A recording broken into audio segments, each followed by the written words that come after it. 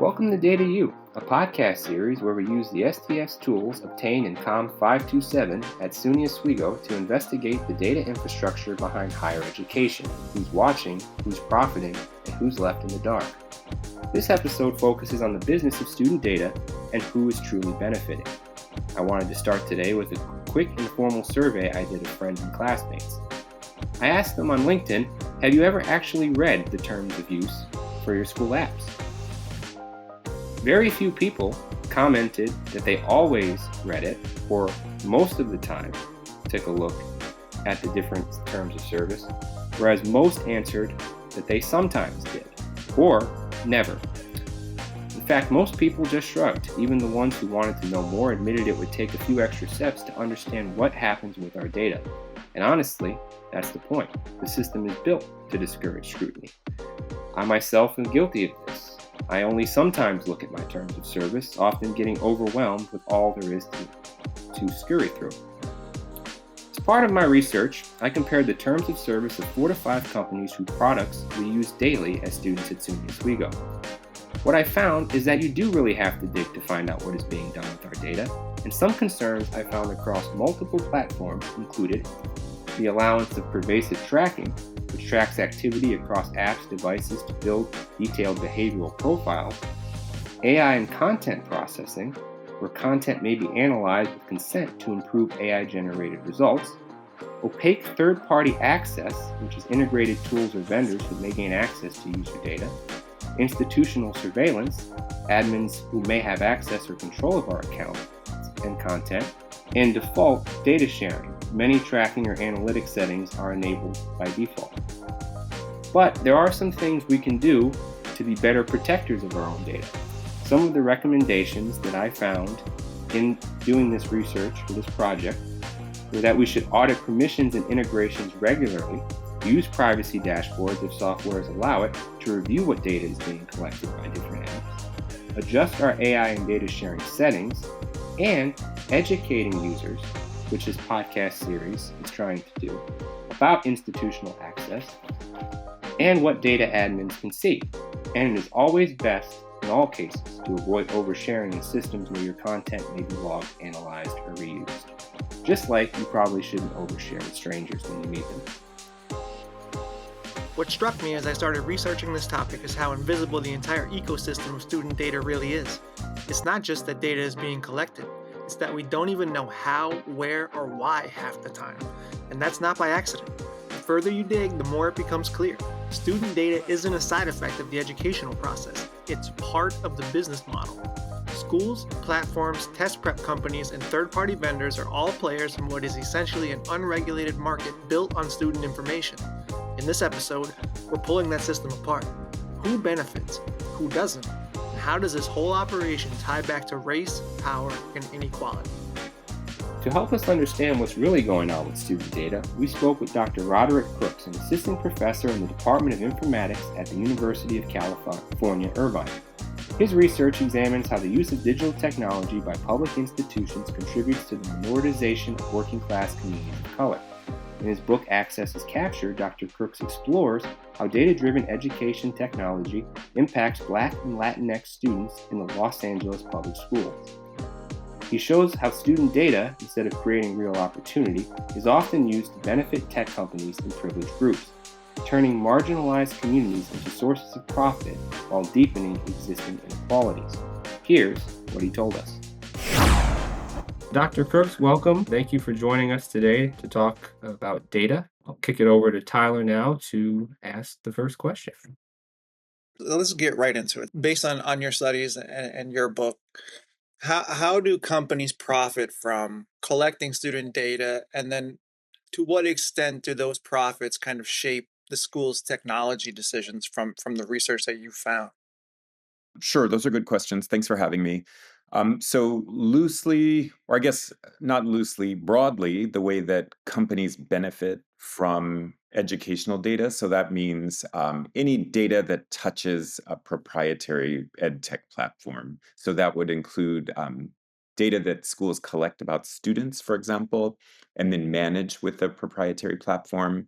That means information that parents are asked to input. And then it could also include data that's generated by student computing. So just think about like kind of quotidian daily classroom activities and all the data that that generates, both in the form of like educational content, but then also in the form of, say, like transactional logs of what individual students are doing at a certain moment. All of those things produce traces, all of those things produce digital data.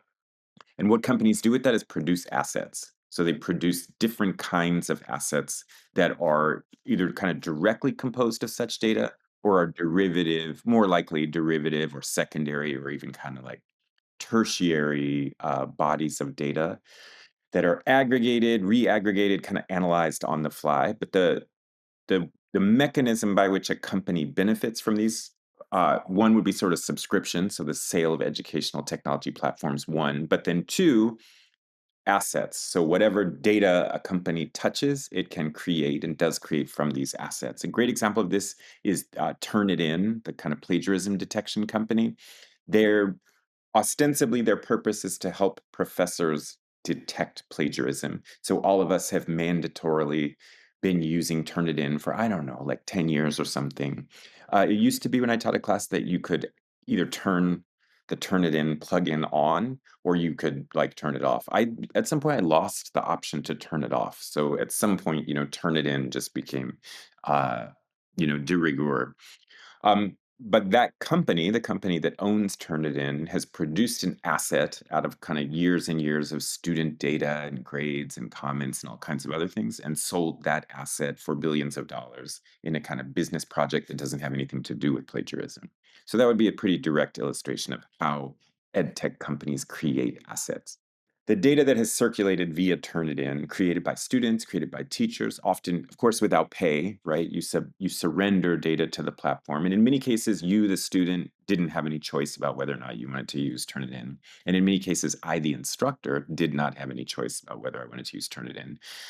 We can kind of have these quibbles about whether or not it's worth it or whether or not the plagiarism detection software is effective. But the asset that is produced is material. It has real financial value, and that financial value accumulates to the corporate owner of Turnitin and to the corporate owner of Turnitin only. To some extent, like as fascinating as we find the functioning of Turnitin, we could kind of miss the broader tendency, which is that education technology platforms is a very consolidated industry. There's sort of a few big industry players, many of which are either publishing companies or other companies that make other academic products. They are functionally unregulated, and whatever data they collect, they can turn into some kind of asset. And again, we're not allowed to examine the asset at this point, right? Even though we contributed to this corpus of Turnitin data, we don't have any opportunity to sort of investigate it or look at it or see its extent even. And it's not just Turnitin, of course. It's every platform that we touch all the time. My next question is, do you think school districts or even colleges fully understand the business models behind the tools they're adopting, and what should they be more cautious or critical about? So I've done research over the past 10 years in schools, like individual schools, to look and see kind of what they did with technology. My particular interest in research is schools that serve working class communities of color that are using technology to produce some form of social equity. So these are usually reformist kind of schools that are kind of promoting the idea that they are tech savvy and that they're technologically advanced, and that in many cases they say explicitly, we're doing innovation in this space, that they're going to use some kind of digital technology to serve some community that has been historically, let's say, shortchanged by racism, by precarity, by poverty. And so they're going to use some sort of technology in that space, and it's going to produce all these benefits. That's what my book is largely about. So to do that research, I've gone to schools and spent time just at individual schools looking at technology programs. I've also looked at organizations that manage schools and what they do with technology, usually in the form of some kind of data analysis, aggregation, and visualization. So those are the two levels I have focused on the most. And my finding is essentially that schools don't have the expertise that they would need to make decisions about technology, and that for the most part, under the kind of like idea that they are competing with each other, they sort of rush to adopt technology and then decide on the consequences later. I have never, in my 10 years of research in this area, ever found a school that meaningfully consulted with parents or students before choosing technology, and I have rarely found schools that consulted with teachers either. So most decisions about what technology gets used in a classroom, so these could be the K through 12 classrooms in working class communities of color that I study, but could also be the classrooms that you are in now as college and graduate students. Decisions about what technology gets used are made distant from the classroom, let's say. So the decision about what technology to use, generally speaking, would be made by some kind of administrator and would be made for some reason that does not necessarily have to do with pedagogy or instruction.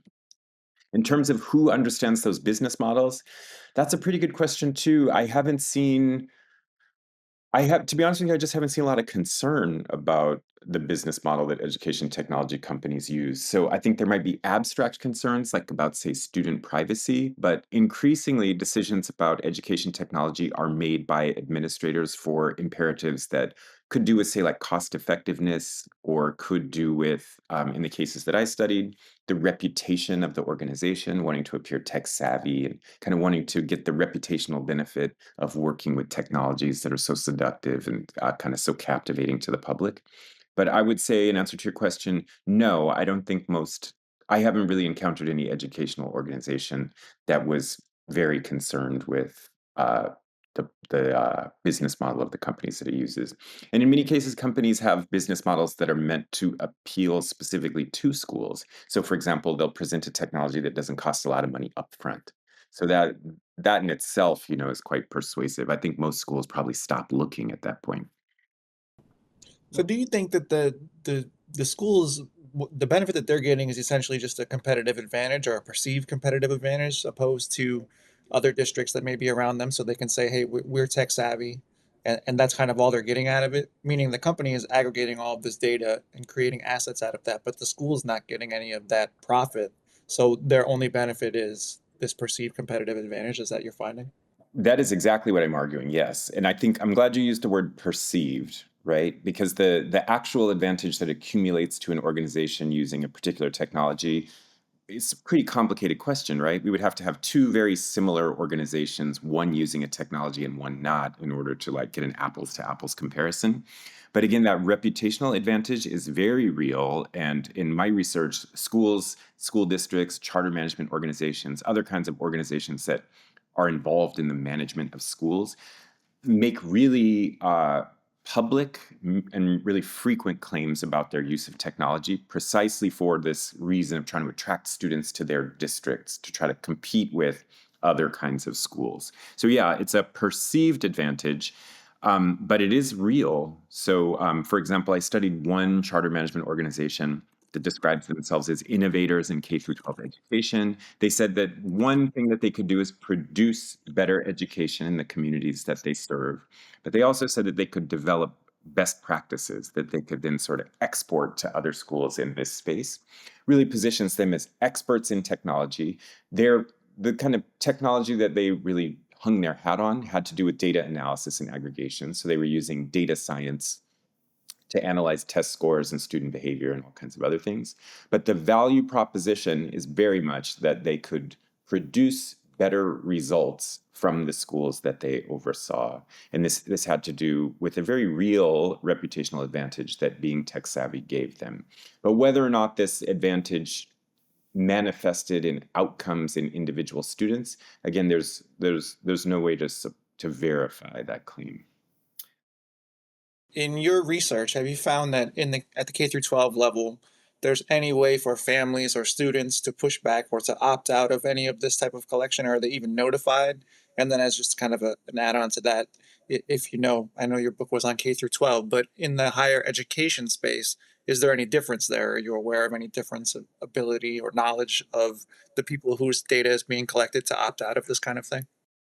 So in the first case, I spend the kind of second to last chapter of the book talking about what I would describe as meaningful and very encouraging resistance to extractive data regimes, to surveillance, to use of data by the state in troubling ways.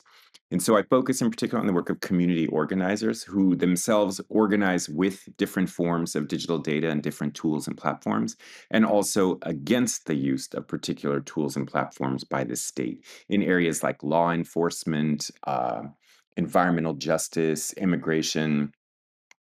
So these community organizers, these are people who have a sort of coherent political vision of life in the working class communities of color that they come from, and they work to build grassroots power to address issues that they are interested in. And one of those issues is education. And another one of those issues is the kind of digital surveillance that can happen in education. It's a really great group called the Dignity in Schools Coalition, which works out of Minneapolis, Minnesota. And they were able to successfully prevent data that was collected in schools from being used by law enforcement and other kinds of government officials in their state. So that I think of as a great example of what you're talking about, the efforts of just kind of everyday people to be like, we don't want to live in these extractive relations, and we don't want to have to sort of be terrified that information that you collect about our family for the purposes of educating our child will be shared with immigration authorities or law enforcement or sold as a private asset somewhere else. So these efforts are small. I would say they're tentative. Power and reputation and wealth are not on their side, but they have been successful.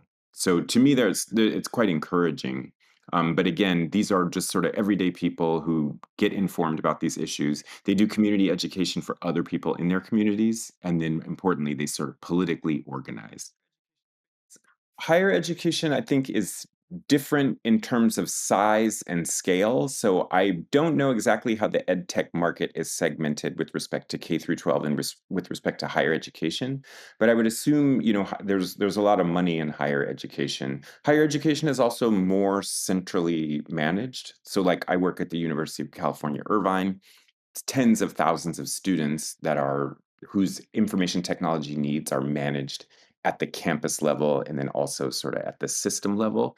So I find it hard to imagine that any K through 12 school system, except for the biggest school districts in the country, have anything like that sort of pull. I studied schools here in LA. LA is the second largest school district in the United States. Our public schools are, and then there's a number of kind of sub levels of our school system.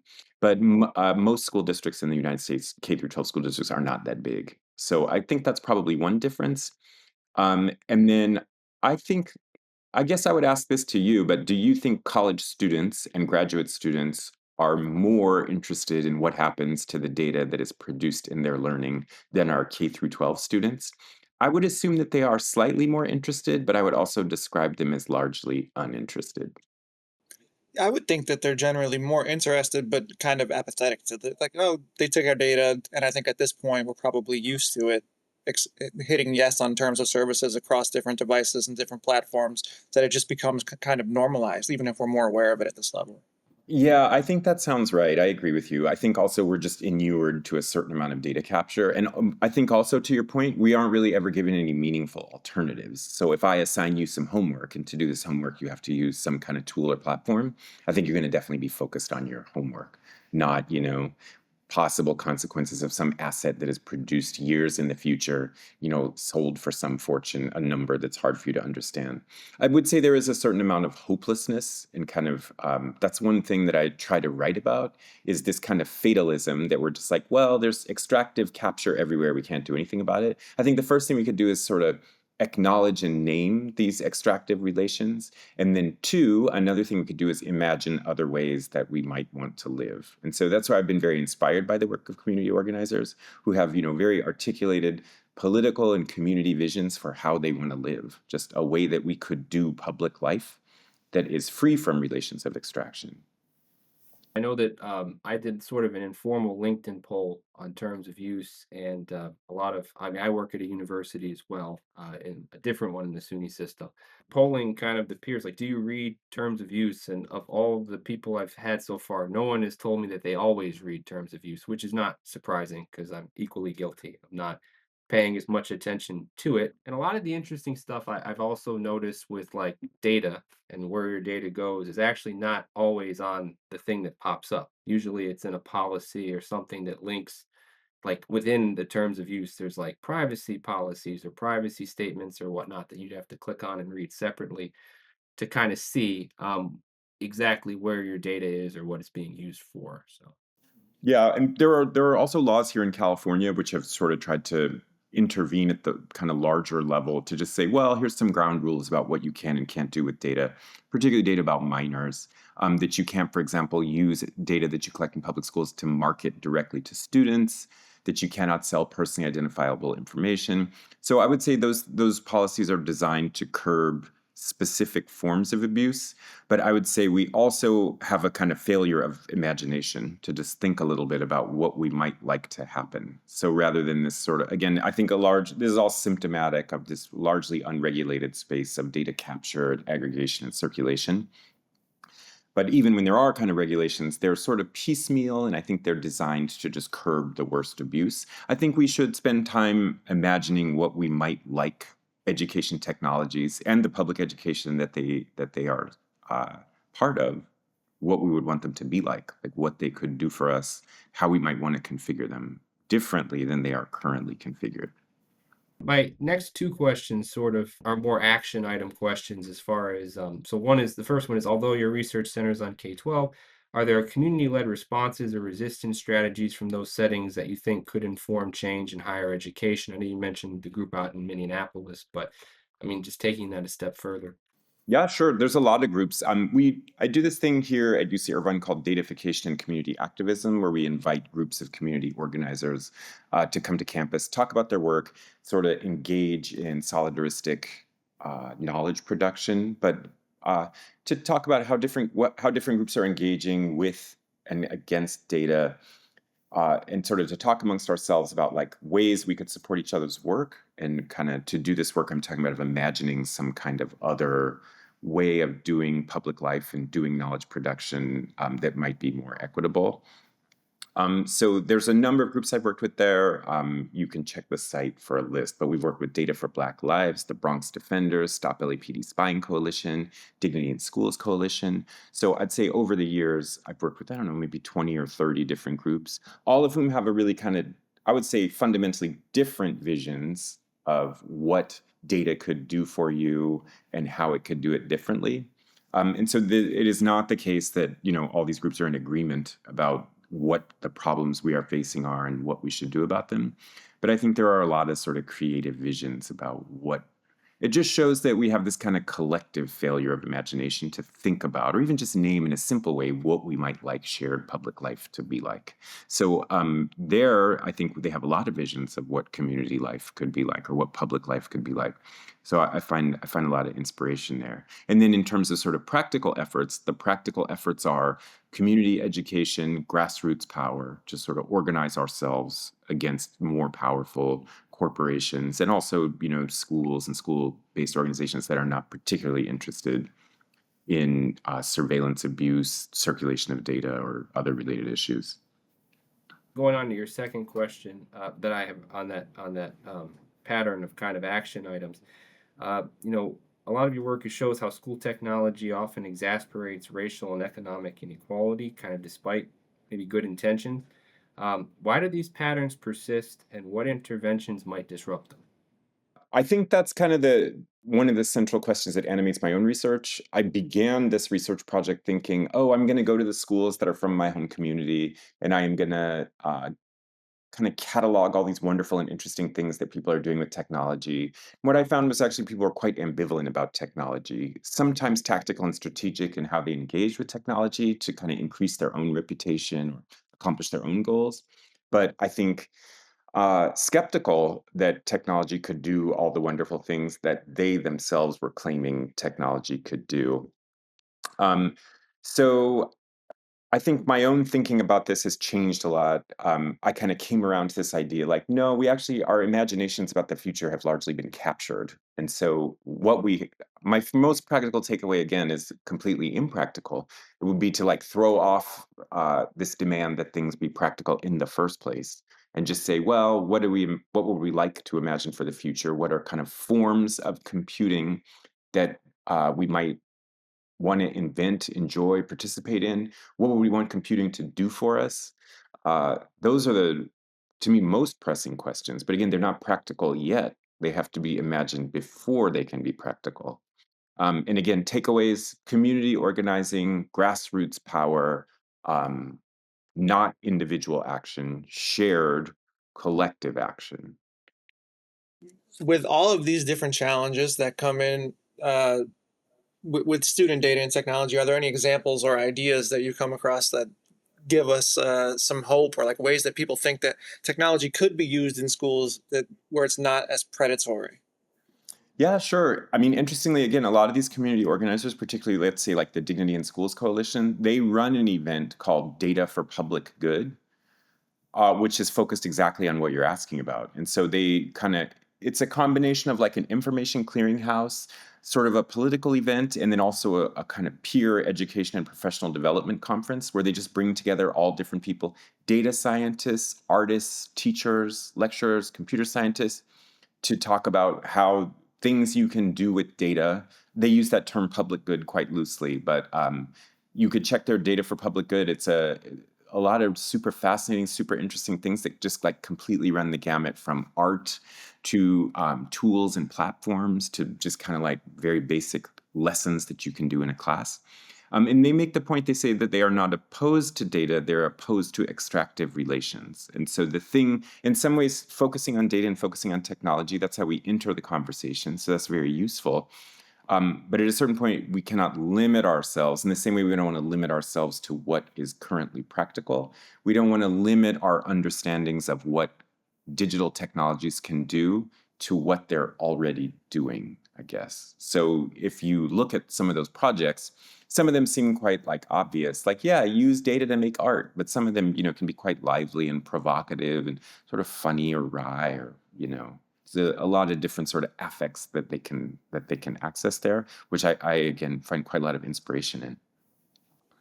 So, a quick follow up on a point that you had made earlier. So, what types of conflicts do you see through your research between the policy space and the business space? Given that some governments are working on policy to protect students, and you kind of spoke to that, but simultaneously, some governments are potentially utilizing the same data on the other end as tools or mechanism for immigration enforcement or other government activities.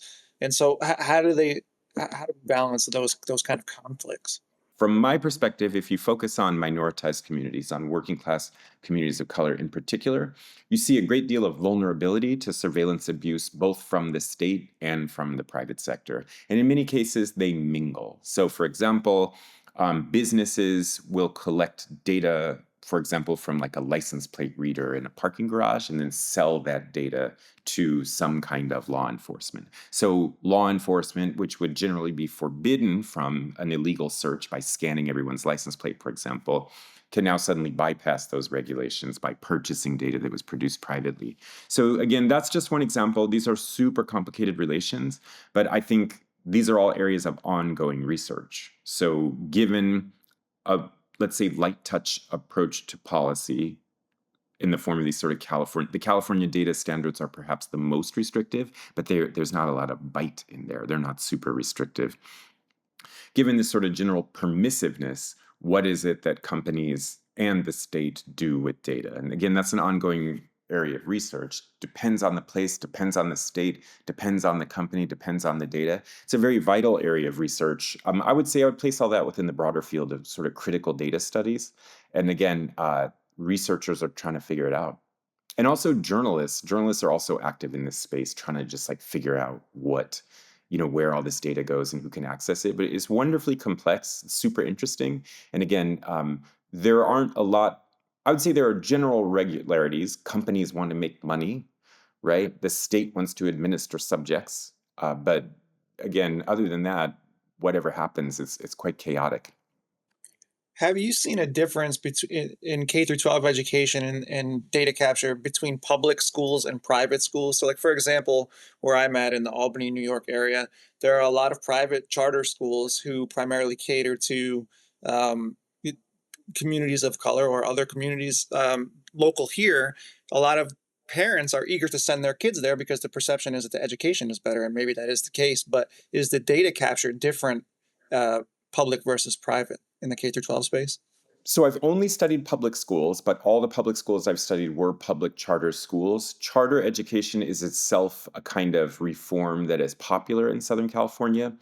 And you're right, many students do wish to send their parents to charter schools because they perceive that the charter schools work better than the traditional public schools.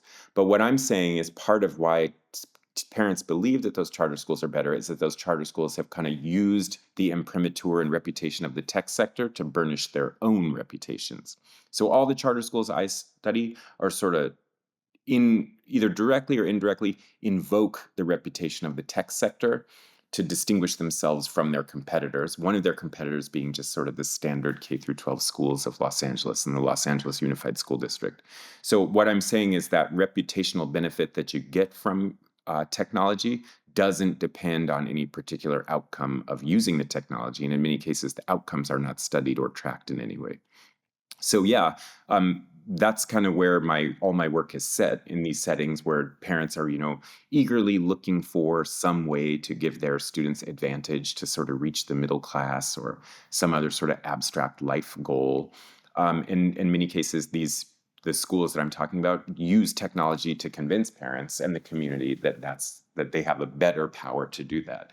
But what's happened here in Los Angeles, again, public schools are quite racially segregated. Charter schools even more so. So this emphasis on technology distracts us from the status of racial segregation in schools, which again, in many cases is getting worse. I'm arguing essentially that this kind of tech savviness, getting wrapped up with technology, is an alibi for racially segregated schools, which cannot produce equity, cannot produce equitable educational outcomes because they are racially segregated. My kind of closing question, just really broadly, is we're hoping that this podcast series that Tyler, I, and our peers are putting together will be a resource, not just maybe to the community, but also to other college, graduate students and even undergraduate students. As someone who teaches, probably taught thousands of students at this point at the Millions.